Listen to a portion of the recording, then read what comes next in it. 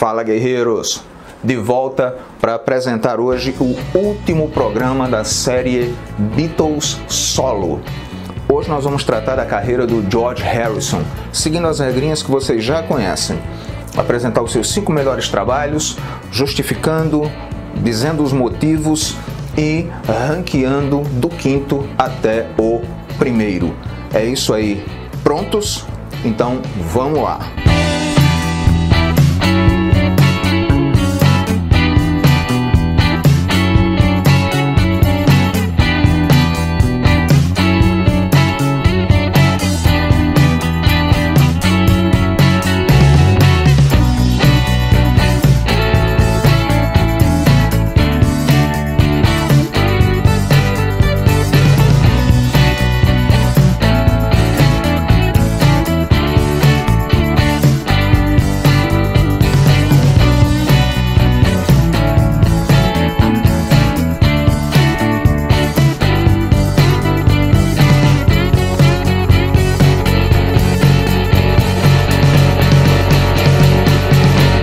Eu quero mandar um abraço, até porque me cobraram do último vídeo, para 3 pessoas muito especiais. Quero mandar um abraço para Ana Maria por ter cedido as locações para as filmagens. Muito obrigado. Quero mandar um abraço para o meu amigo de longa data, o Geraldo, cujas discussões aí bitológicas me ajudaram, não só no caso do George, a chegar a algumas conclusões, mas também no caso do Ringo Starr. Foi uma consultoria muito válida. Obrigado, meu amigo Geraldo. E também um grande abraço para o meu amigo George, não é o Harrison, mas é um George muito especial, também amigão de longa data, que fez aniversário esse mês. Então, casou perfeito, né? Na data, no mês em que eu vou falar do George, o George fez aniversário. Parabéns, George, tá? Fez aniversário no dia 8 de setembro. Então, abraço para todos vocês, muito grato pela colaboração. E agora, sem mais delongas, sem mais enrolação, eu sou eu, você é você, esse é o Old Power. E roda a vinheta.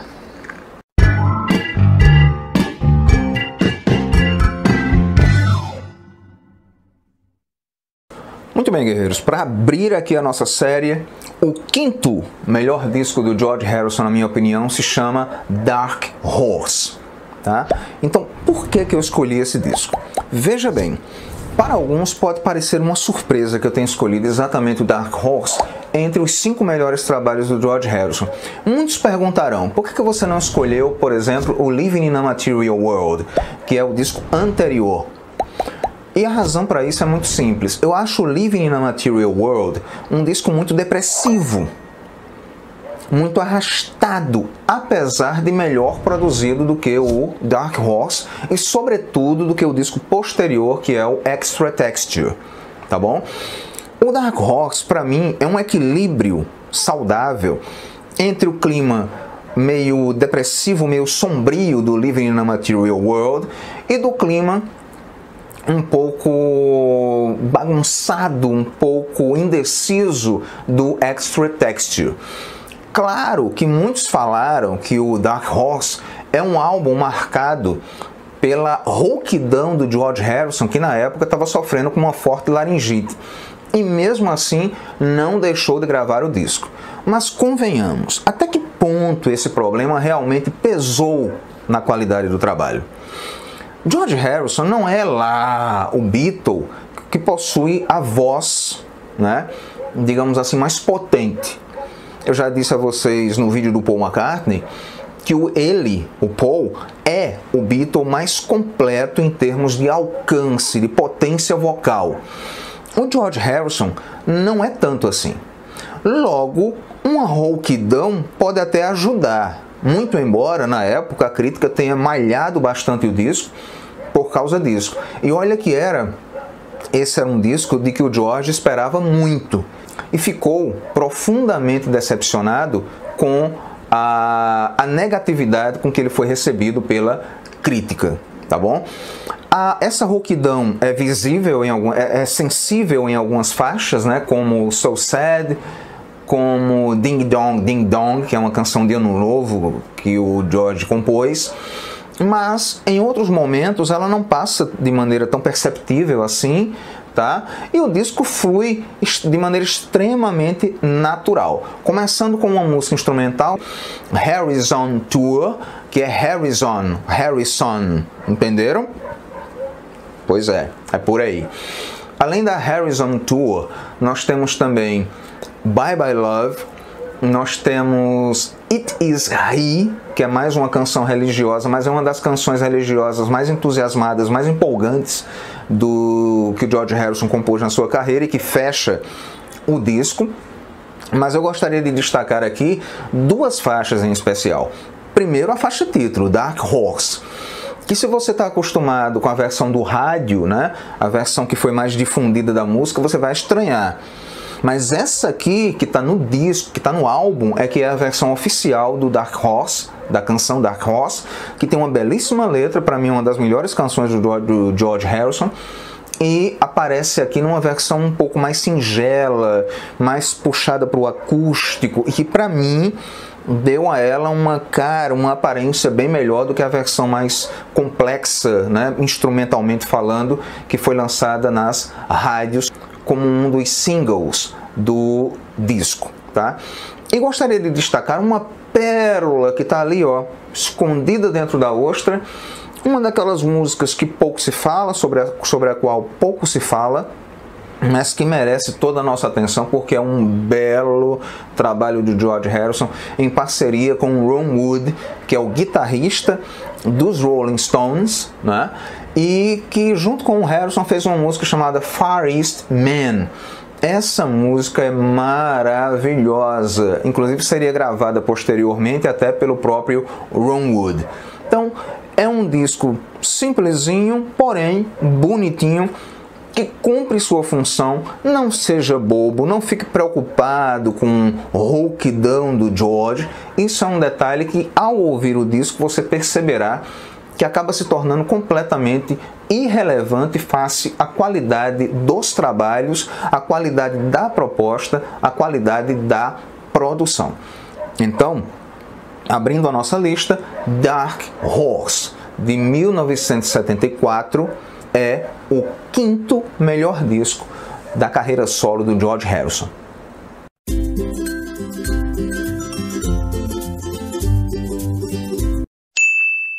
Muito bem.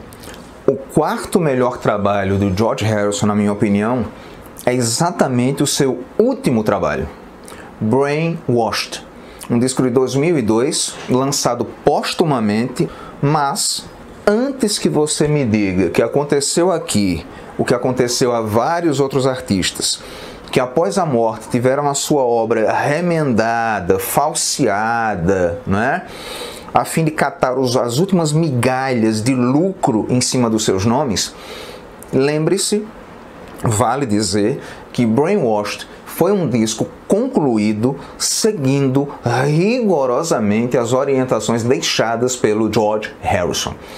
E podemos dar crédito a essa afirmação porque a produção do trabalho aconteceu a 6 mãos, né?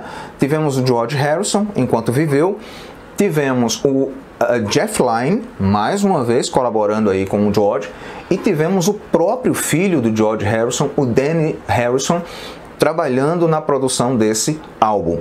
Então não há por que desconfiarmos, até porque ao ouvi-lo nós percebemos isso, que ele seja uma farsa. Muito pelo contrário, é um canto do cisne à altura do George Harrison.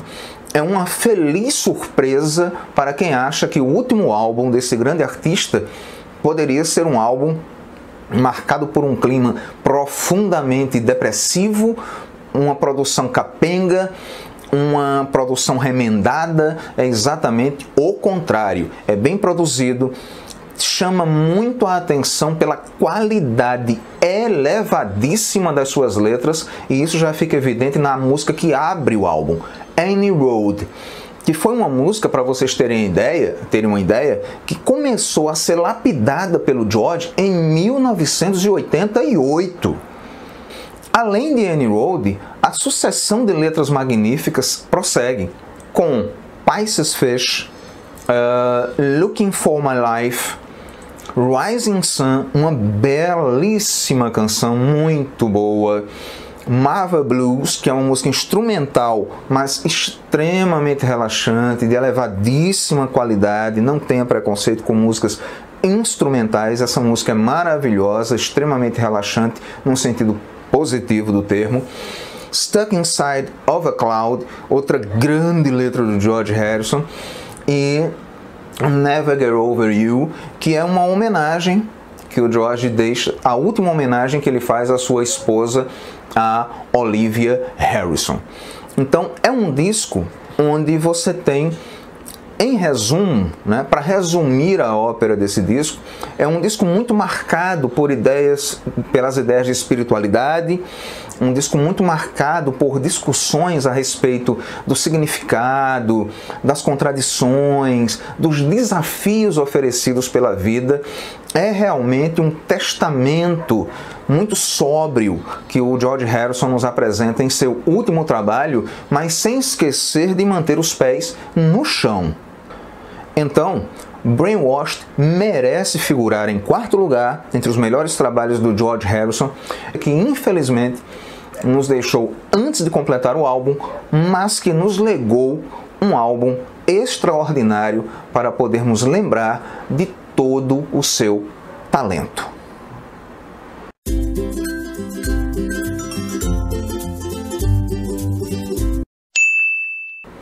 O terceiro melhor disco do George Harrison, na minha opinião, é um disco de nome quase impronunciável, 33 and 1/3, que quer dizer 33 e 1/3, tá? E eu prefiro até chamá-lo assim daqui por diante para não ter que enrolar a língua, né, mais do que uma vez, que é mais do que o necessário. E esse disco merece ocupar a terceira posição porque nele o George encontra um equilíbrio perfeito, no meu modo de entender, entre estado de espírito e qualidade do trabalho musical. Como assim? Devemos lembrar que o George Harrison enfrentou problemas de produção nos seus trabalhos solo em vários momentos. E também certas dificuldades que deram aos seus trabalhos, a alguns de seus trabalhos ou a algumas de suas músicas, uma feição um pouco deprimente ou deprimida, tá? Não é o caso aqui, onde a atmosfera do disco é extremamente convidativa, extremamente animada e provavelmente colaborou bastante para isso a aproximação do George Harrison com o grupo inglês de comediantes Monty Python, que foi um dos grupos de comédia, uma das trupes de comediantes mais prestigiadas de todos os tempos, com uma grande influência ao redor do mundo, inclusive sobre o humor brasileiro. Então, esse contato aconteceu sobretudo através de um dos membros do Monty Python, que foi o comediante Eric Idle, que você vê aqui na foto junto com o George Harrison, e que inclusive ajudou na direção de um dos clipes. Sim, o George Harrison produziu inclusive clipes a partir das músicas desse disco, que foi o clipe da música Crackbox Palace, que é uma música que tem um clima, o videoclipe tem um clima bem surrealista, né? Tem umas figuras estranhas e, repito, tem o George Harrison em grande fase, com um grande senso de humor, mergulhando mesmo naquele clima ali que envolveu toda a gravação.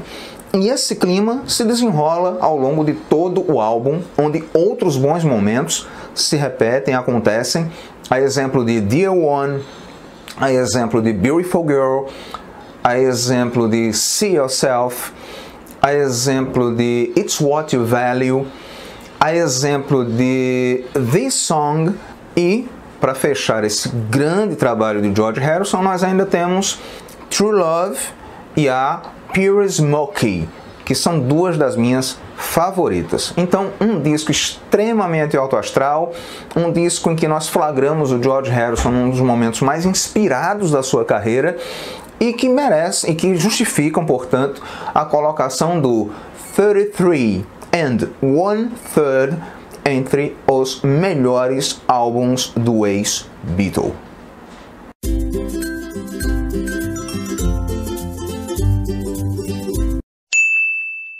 Muito bem, guerreiros.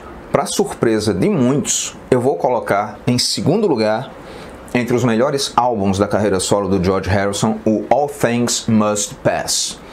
Para surpresa de muitos, porque geralmente esse álbum aparece em primeiro lugar. Mas eu acredito que isso acontece por dois fatores, tá? Primeiro, o fato de que alguns críticos analisam o álbum com base num critério quantitativo. Afinal de contas, estamos falando do primeiro álbum triplo da história da música pop lançado por um cantor solo, ok? Nós já tínhamos tido uma história de álbum triplo, mas foi um álbum coletivo, que é uma espécie de álbum que registra os melhores momentos do lendário Festival de Woodstock em 1969. Como vários artistas se apresentaram em Woodstock, faz sentido que você tenha um álbum triplo. No caso do George Harrison, eu diria que foi uma questão de vaidade e desejo de liberdade, depois de ter trabalhado com os Beatles por cerca de 10 anos e ter sempre direito a uma pequena parcela, um pequeno espaço dos álbuns para poder manifestar o seu talento. De qualquer forma, isso não isenta o álbum de problemas, e eu queria começar tratando exatamente dos problemas que o álbum traz e que, na minha opinião, o impedem de ser colocado em primeiro lugar. A primeira coisa que a gente tem que considerar é que, na avaliação crítica de um álbum, devemos sempre levar em consideração o aspecto qualitativo e jamais quantitativo. Afinal de contas, se você fizer uma lista dos melhores trabalhos, né, da música em todos os tempos, você não encontrará, tá, álbuns duplos ou muito menos triplos em primeiro lugar. Por que isso acontece? Porque não importa a quantidade aqui, e sim a qualidade do trabalho. Outra coisa, se você faz um álbum duplo ou um álbum triplo, você tem que dar a esse trabalho uma noção mínima de unidade e de equilíbrio.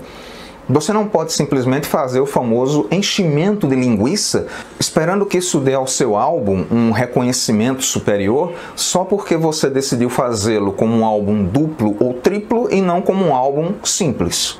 Então, o primeiro fator que eu destaco é esse. Não basta ser duplo ou triplo para ser bom. Afinal de contas, o critério qualitativo deve sempre sobressair. E o que é que interfere para que a qualidade do disco não corresponda ao tamanho do disco? Vejamos os fatores. Primeiro, o terceiro disco é um disco que eu geralmente descarto na minha avaliação do All Things Must Pass, porque é uma grande jam session realizada entre o George e os seus amigos que foram convidados para gravar o disco com ele. É uma sucessão de músicas que, sinceramente, não fazem a menor diferença no conjunto do disco. Não duvido que durante a sessão, durante essas jam sessions, George e os amigos tenham se divertido bastante, mas não é isso que acontece com o ouvinte. Outra coisa é o fato de que o George Harrison parece que ficou meio obcecado por uma canção chamada Isn't It a Pity, que é uma bela canção. O problema é que ela não precisava durar 7 minutos. E quando você ouve a canção, você sente isso perfeitamente. Você sente que ela poderia, sem dificuldades, terminar pelo menos 2 minutos antes. Então é uma canção muito longa que já denuncia essa ideia de preenchimento dos espaços com coisas desnecessárias. Mas até aí você pode alegar, mas a música é do artista, ele faz dela o que ele quer, com o tamanho que ele quiser. Verdade. Mas por que cargas d'água sem mudar a letra e sim um pouco a maneira de cantá-la? O George Harrison repete Isn't It a Pity, tá, em outro dos lados do disco, acrescentando mais 5 minutos de música. Então nós temos aqui cerca de 11 a 12 minutos de uma mesma música que, sinceramente, na minha modesta opinião, não precisaria de tudo isso. Mas é claro que esse álbum não entraria em segundo lugar, não ocuparia a segunda posição se ele não tivesse qualidades. E as qualidades principais estão exatamente na maneira como as canções são articuladas, na maneira como elas se distribuem, à exceção daquilo que eu já falei. E não são poucas as canções de destaque. I'd Have You Anytime, My Sweet Lord, que eu não preciso falar. Se você não conhece My Sweet Lord, você é indigno de se considerar um fã dos Beatles. Nós temos What Is Life, que foi um dos hits, se não o maior hit do disco. Nós temos If Not For You, que é o único cover de todo o álbum, tá? É uma música do Bob Dylan. Nós temos Let It Down, grande trabalho. Nós temos Run of the Mill. Nós temos Beware of Darkness. Nós temos Apple Scruffs, que é uma música que nem é tão divulgada assim, nem é tão conhecida assim, mas eu gosto muito do disco do Harrison. Temos Ballad of Sir Frank Crisp, que tem como subtítulo Let It Roll, tá? Que também é uma boa música. Temos, é claro, a música título All Things Must Pass, que é mais uma referência do George Harrison à sua necessidade de se libertar da sombra dos Beatles em sua vida, tá? Temos I Dig Love e temos, para fechar o segundo disco, que é, repito, para mim, onde o álbum deveria ter acabado, uma magnífica música chamada Hear Me, Lord, que é uma das melhores canções religiosas, né, que o George Harrison gravou em toda a sua carreira, tá certo?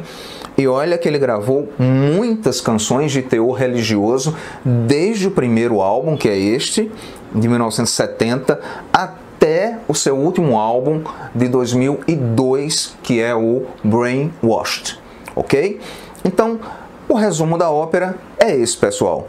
All Things Must Pass não merece, a meu ver, figurar em primeiro lugar, porque lhe falta a unidade, lhe falta o equilíbrio que nós somos capazes de ver até em outros álbuns, mas sobretudo naquele que eu escolhi para ocupar a primeira posição e que nós veremos logo a seguir.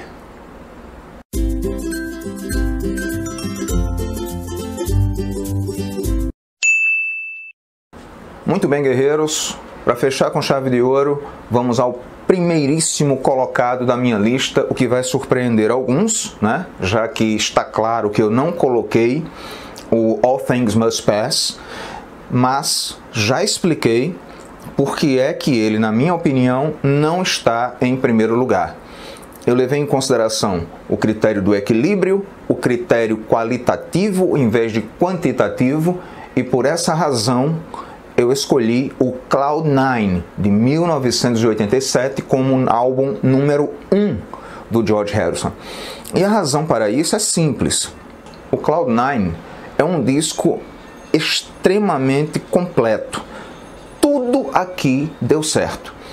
Tudo aqui, inacreditavelmente, funciona como poucas vezes nós vamos encontrar em álbuns pop, especialmente nesse segmento durante os anos 80. A começar pela colaboração do Jeff Lynne. De novo, o Jeff Lynne colaborando com um disco solo de um ex-Beatle. Ele colabora aqui em 3 músicas. That's What It Takes, When We Was Fab, que é uma música, inclusive, em que o George Harrison relembra os seus tempos com o quarteto de Liverpool, que eram chamado Fab Four, ou seja, os 4 fabulosos, e também com uma música chamada This Is Love, que é a que tem mais cara de anos 80, talvez, dentro do disco. Então são 3 colaborações com o Jeff Lynne, e até na escolha do único cover do disco, que é a música Got My Mind Set On You, do Rudy Clark, uma música que foi gravada, lançada originalmente em 1962, o George Harrison foi muito feliz. Afinal, foi uma das músicas que viraram single do álbum, foi uma das mais tocadas, ao lado talvez de Devil's Radio, que é outro grande sucesso do disco, e além disso, outras músicas completam esse repertório de altíssima qualidade. Em termos de produção, em termos de letras, em termos de melodia, em termos de execução, em termos de capricho, inclusive com a produção física do álbum, que conta ainda com a belíssima Fish on the Sand, outra maravilhosa Just for Today, Someplace Else. Essas são 3 canções que realmente merecem toda a nossa atenção ao ouvi-las, porque são canções de alto nível, tá certo? Então, isso tudo faz com que Cloud9 de 1987 mereça, sem dúvida nenhuma, o primeiríssimo lugar entre os álbuns solo do George Harrison. Parabéns, George, por esse grande trabalho.